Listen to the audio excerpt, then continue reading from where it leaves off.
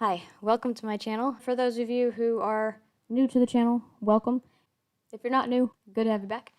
Alright, to the book review. Before we jump right into that, we're just going to take a moment and relax for a second. Get comfy in your seat. Get yourself a cup of tea. Relax. And just enjoy yourself while we have our little book review, book club kind of discussion. Just relax. So sit back, take a sip, and let's dive right in. Today we're going to discuss Fire and Flood by Victoria Scott. It's the first book in the Fire and Flood series. I call it a series. I don't know how many books are intended in here. There are currently 2 books. The first one is Fire and Flood, and it was written in 2014. And the sequel, Salt and Stone, was written in 2015. 2015, that was 5 years ago. And there, as far as I know, there is no sequel. It leaves off with the impression there's going to be more. Like, the story is not fully told yet. So there has to be another. I don't know why there isn't one yet. I'm hoping there will be one. But anyway, so yeah, it's the Fire and Flood series. This is the first book. There are currently 2 books in the series. It is young adult. I guess the genre will be considered dystopian. Kind of hard to call that one, but I guess so. Age level 15 plus. It was published by Scholastic in 2014. Has 305 pages. Victoria Scott is afraid of monkeys. She loves cotton candy, and she lives in Dallas and loves hearing from her readers. Pretty cool. She has also written Violet Grenade, Hear the Wolves, Titans, and We Told 6 Lies. I have not read any of her other books. I have read Fire and Flood and the sequel, Salt and Stone. I've read those. But I have not read any of her other books. So, Fire and Flood is basically a book. It's it's like there's so much to cover on what this book is about. It follows the story of Tella, who... Oh, how old is Tella? Anyway, Tella, I don't know, she's a teenager, high school, I don't know how old she is, but she lives with her family, and she has one brother, and his brother is very sick. Doctors don't know what's wrong with him. I mean, he's been through all kinds of tests and all kinds of things, but no one can tell them what's wrong with him, so he's kind of just dying, and no one knows what to do about it. So her family moves from, they were living in a big city, possibly Chicago, I'm not entirely sure, but they moved to Montana because her parents think it'd be good to get out in the fresh air, maybe it'll help. But she's hating living in the middle of nowhere. I don't even think she has internet, so she feels so cut off from the world. But anyway, so it's just about her dealing with this. She's unhappy with her life being so secluded, and she's worried about her brother. Well, one day she gets this mysterious package. I think it's just sitting on her bed one day when she goes in her room. And she opens it up, and there's this little device that I think you put in your ear, and it's like a speaker in your ear, like a earpiece. Anyway, and it tells her about what's called the Brimstone Bleed. And it is a competition, I guess you could call it, kind of a race, that the winner will win a cure. It's kind of vague, doesn't really go into a lot of detail, but she figures this is her chance to fix her life. If she can get the cure for her brother, then she can get her life back, and they can go back and she can be with her friends. And so she doesn't know really, she's just kind of following it blindly. She doesn't know who these people are or how they found her or whatever, but she wants that. She craves to save her brother and get her life back. So she decides to just go with it and enters this race. It's called the Brimstone Bleed, and it's a race that covers, well, there's 4 legs of the race. The first one is a jungle race, and then the people who cross that finish line will then go into the desert, and then after that to the ocean, and then it's a mountain. Fire and Flood focuses on the jungle and the desert, which is, I think, why it's called Fire and Flood, because fire is like the desert and flood is like the jungle because it's raining like a rainforest. Book 2, Salt and Stone, focuses on the ocean and mountain legs of the race. So when she decides to enter this race, her first task is to collect an egg. I'm not going to go into detail with what that is, but all the contenders, all the contestants who are entering the Brimstone Bleed have to first collect an egg. And that, if you collect your egg, then that is like your ticket in. And these eggs are called Pandoras, and they don't tell you what that is, so I won't tell you what that is either. But I will tell you, they are pretty cool. They're awesome. So she goes and she collects her egg, and that is her way of her way of signing up for the Brimstone Bleed. And then she, just without saying a word to her family, she takes off and leaves, and enters the race.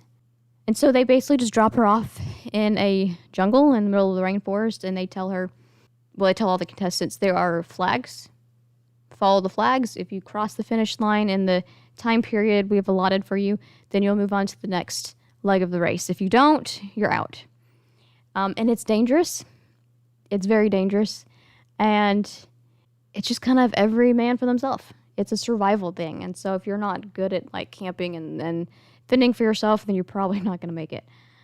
But she finds out that pretty much like all the contestants who are also participating are also needing a cure. And now, so she kind of thinks that's suspicious. If the main prize is a cure that all these people apparently need, what's going on here? Is there a conspiracy? Like, why are all these people, like, why do these people who run the Brimstone Bleed, who are very mysterious, you don't know anything about these people, how do they know about these people's lives and the fact that they need a cure, and do they all need the same cure? Like, it's just weird. But she doesn't really question it a whole lot. She just knows that she needs to do what she's got to do. And then she later discovers what her Pandora is, and it's pretty cool. So anyway, that's the general plot. It's about her entering this race that will cover the jungle and the desert in the first book. And whoever wins, like, if you win, there'll be a winner for each leg of the race, but you'll get, like, maybe money or something like that. But in order to win the cure, the grand prize is the cure if you win the entire 4 legs of the race. And, like, each leg, it's kind of more complicated and harder. I liked it. Okay, with this book, I'm kind of conflicted with this book as far as how to explain my thoughts on it. Did I like this book? Yes, I did. I give it a 4 out of 5. I really enjoyed it. I like books if they can be entertaining, and I did. I was very entertained because I wanted to find out what's around the corner. How are they going to solve this issue? And there's so many issues that come up that's like, how are you going to get out of this one, and what's going to happen next? Like, it's really entertaining. But that does not mean I didn't have issues with this book, because I did. The main character, Tella, she starts off and she's very overly dramatic. She's always talking about her hair and her nails, and when she packs to leave, she brings like nail polish, and she doesn't really worry about the necessities of what she would need to survive. She's more concerned about how she's going to look.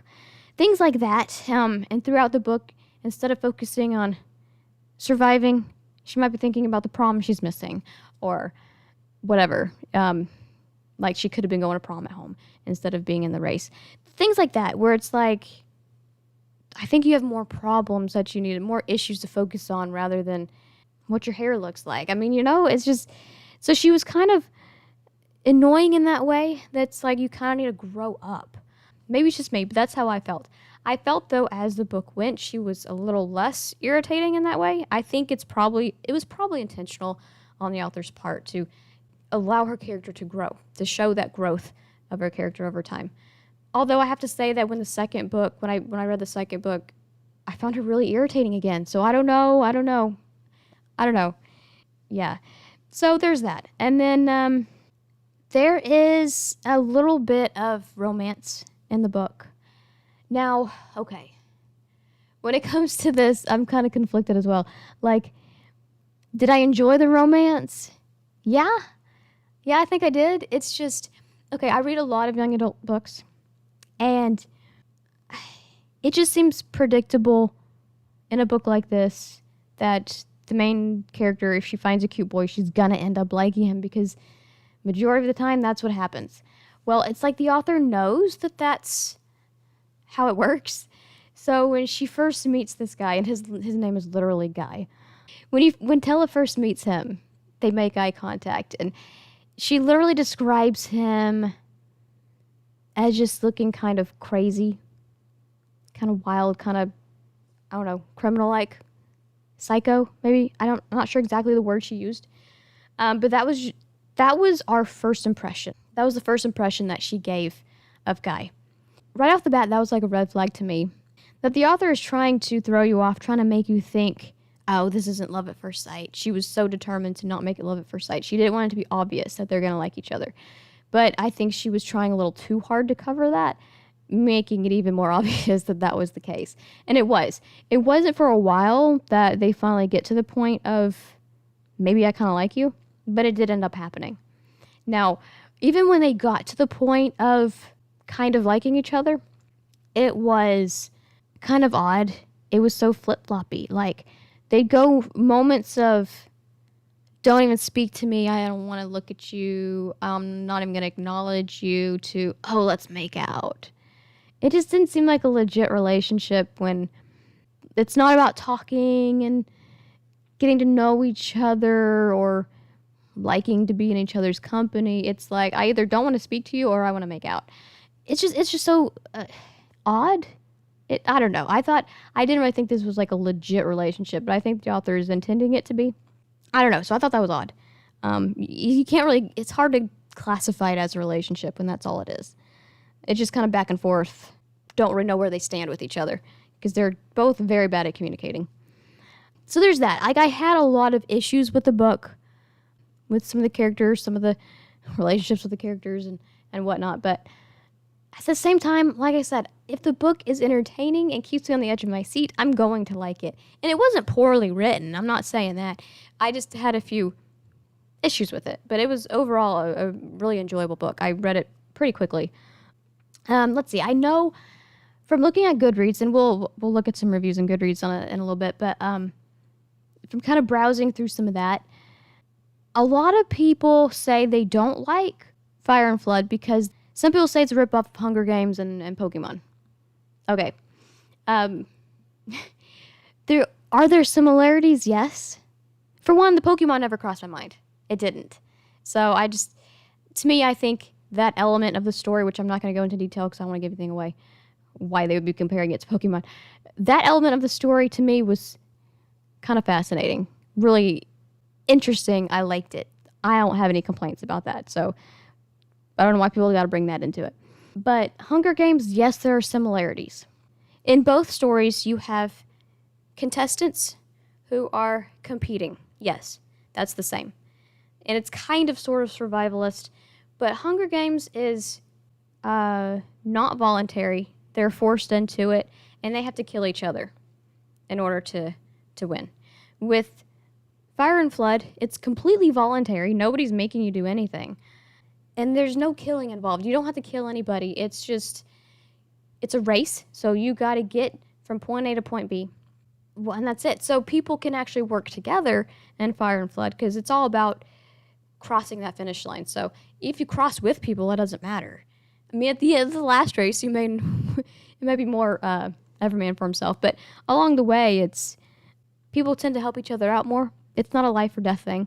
I mean, yes, you have to survive the elements and everything, but it's not really a let's kill each other kind of thing, like Hunger Games. So it's not really the same thing as that. I mean, those are the only really things I can think of that's similar to Hunger Games. Oh, I think they did give her, like, a pin. Like, Hunger Games, she has the Mockingjay pin, but, like, this one, she has, like, a serpent pin. But, like, all the contestants had it, I think. That was kind of out of the blue. It was kind of weird.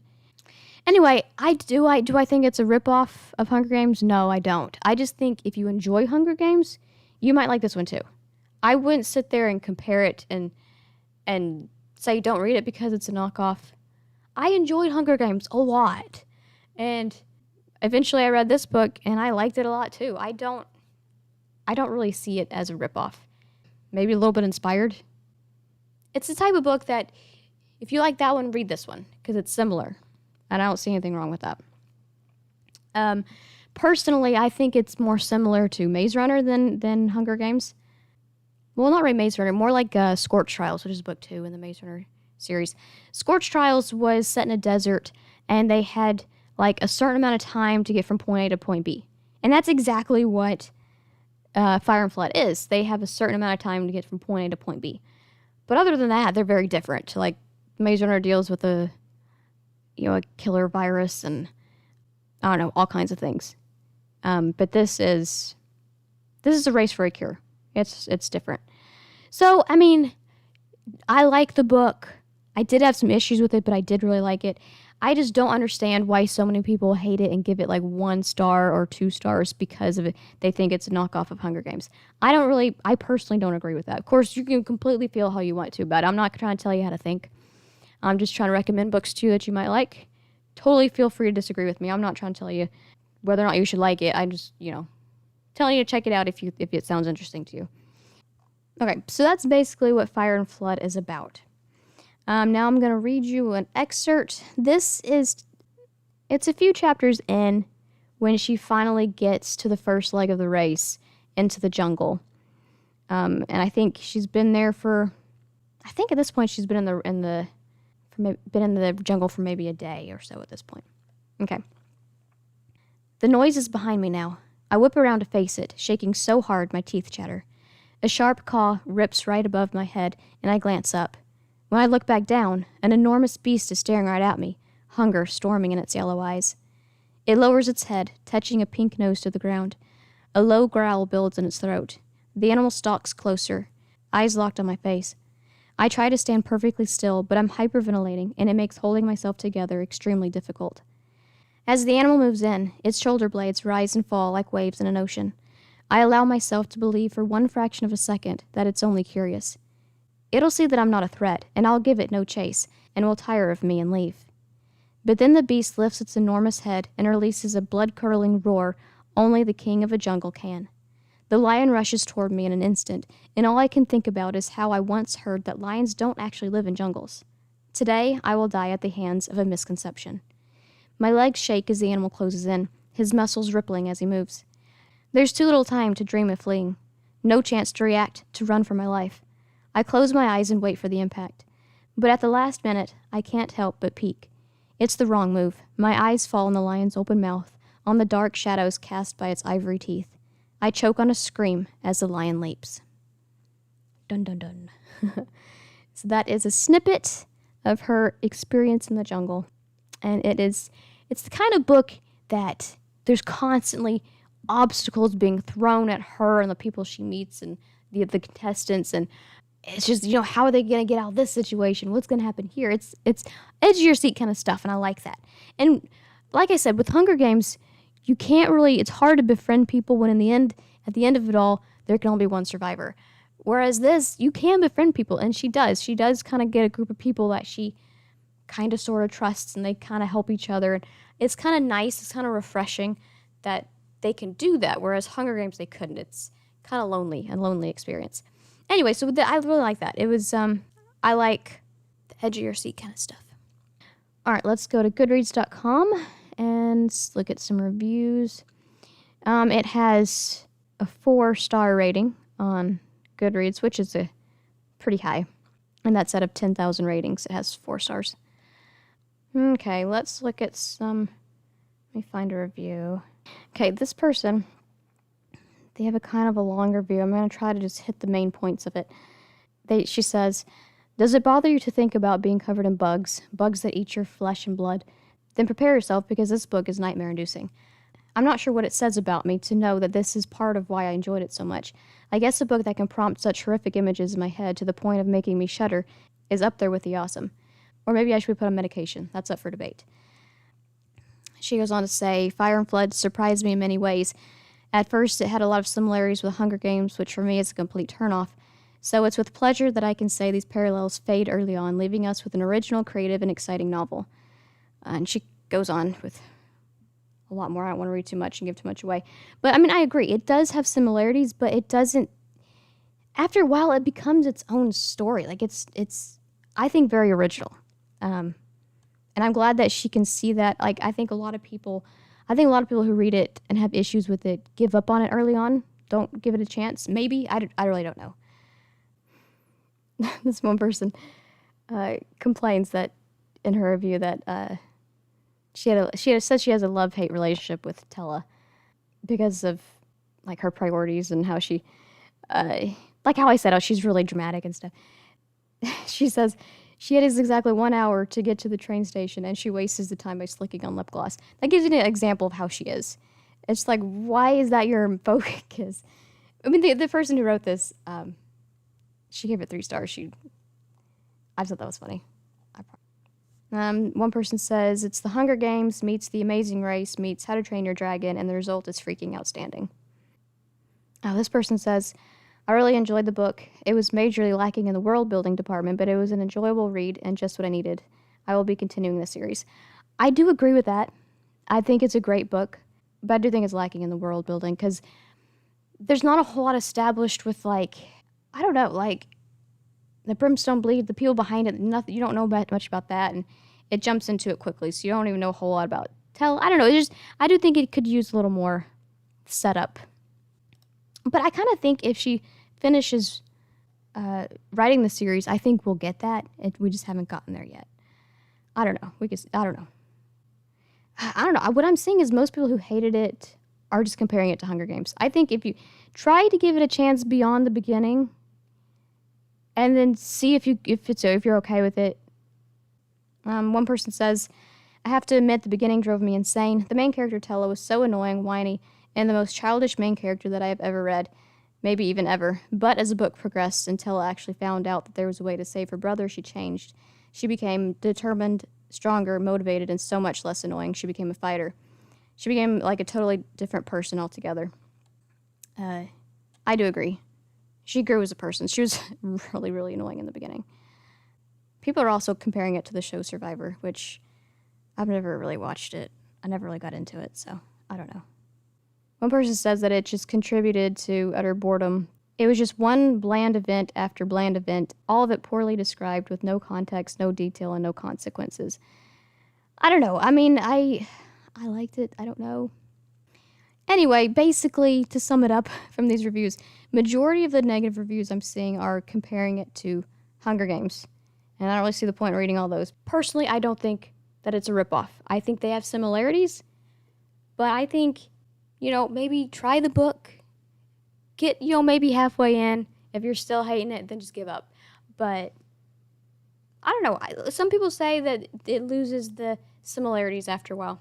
I don't know. I don't think it's really similar enough to really care. I liked Hunger Games, so of course I like this one too. I don't know. Maybe it's just me. But you can make up your own mind on that. So that is Fire and Flood by Victoria Scott. I gave it 4 stars out of 5. I liked it, but, read it for yourself if it sounds interesting at all to you and see what you think. I mean, even if you're a fan of Hunger Games, you might like that it's kind of similar because it's, it's another survival kind of competition. So, I don't know, that is intriguing to me. I like the idea of that. I think it's similar without being a copycat, and so I enjoy both of those stories, both Hunger Games and Fire and Flood. If this sounds interesting at all to you, give it a try. I can't guarantee you'll like it, but you can see, maybe give it a try and see if it's your cup of tea. I think that's all I've got for you today. Thank you so much for listening. Hope you had a good time. And remember, you can check me out on Twitter at Books and Bits, and also on Goodreads. Just search for Books and Bits.